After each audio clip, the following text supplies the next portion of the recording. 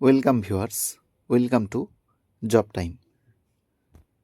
তো আজকে আলোচনা করব বিপিএসসি টিআরই 4 নিয়ে। তো বিপিএসসির যে টিআরই 4 সেটা এখনকার খবর নয়, এটা মোটামুটি 2024 নেওয়ার কথা ছিল। তো যাই হোক, শেষমেশ এখন মনে হচ্ছে যে 2026 বিপিএসসি টিআরই 4 হতে চলেছে। তো সেই সম্বন্ধেই কিছু আলোচনা, কিছু আপডেট।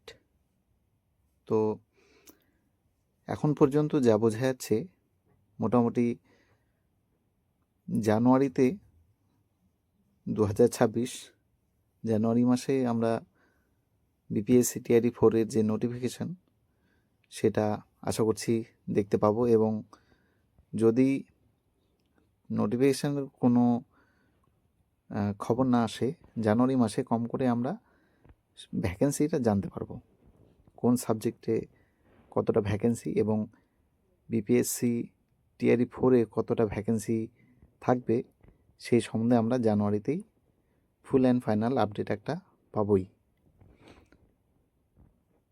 যেহেতু এখন পর্যন্ত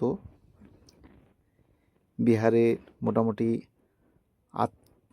38টা জেলা আছে, সেখান থেকে এখনও কিছু জেলার ভ্যাকেন্সি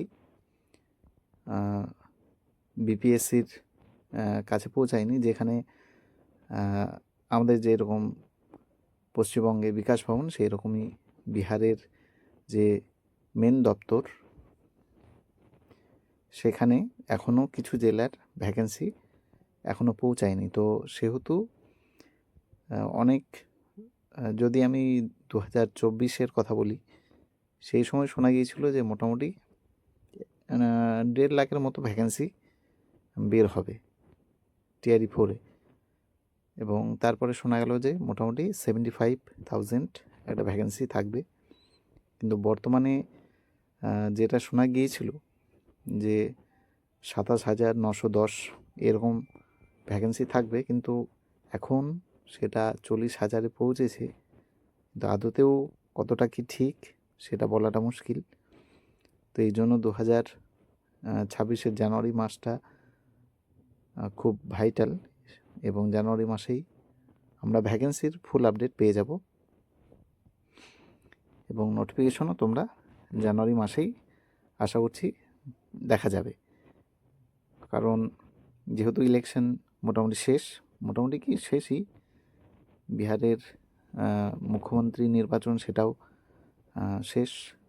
তো এখন মনে হচ্ছে 2026-এ টিআরই 4টা হতে চলেছে, এবং স্টেট নিয়েও কিছু সময় সেদিকেও যাবে, কারণ স্টেটের রেজাল্টটা মোটামুটি 31শে ডিসেম্বরের মধ্যে বার হচ্ছে।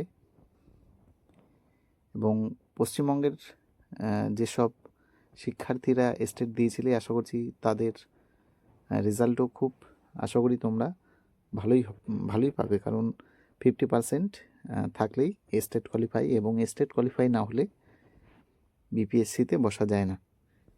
তো স্টেটের রেজাল্টও মোটামুটি 31শে ডিসেম্বরের মধ্যে বেরিয়ে যাবে।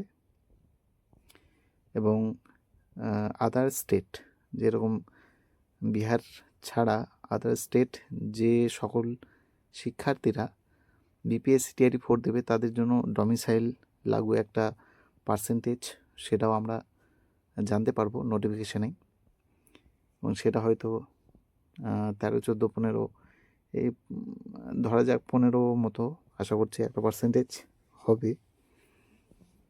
তো সেই ক্ষেত্রে অনেক কিছু ভাবনা চিন্তা করে দেখা যাচ্ছে বিপিএসসি টিআরই 4-এও অনেকটা আদার স্টেটের পক্ষে একটু টাফ হয়ে যাচ্ছে, কারণ 15% তার মধ্যে তাদের স্টেটের শিক্ষার্থীরা এবং আদার স্টেট, সমস্ত স্টেটেরই যারা ক্যান্ডিডেট, সেই 15%-এর মধ্যে লড়াই করবে। এবং বিহার তো তাদের বাদবাকি যে পার্সেন্ট থাকছে সেটাতে তারা থাকছে। তো আদার স্টেটের জন্য একটু কঠিন, তবুও যেহেতু সুযোগ হচ্ছে বসার, তো চাইলে তোমরা বুঝতে পারো যারা স্টেট কোয়ালিফাই করেছো।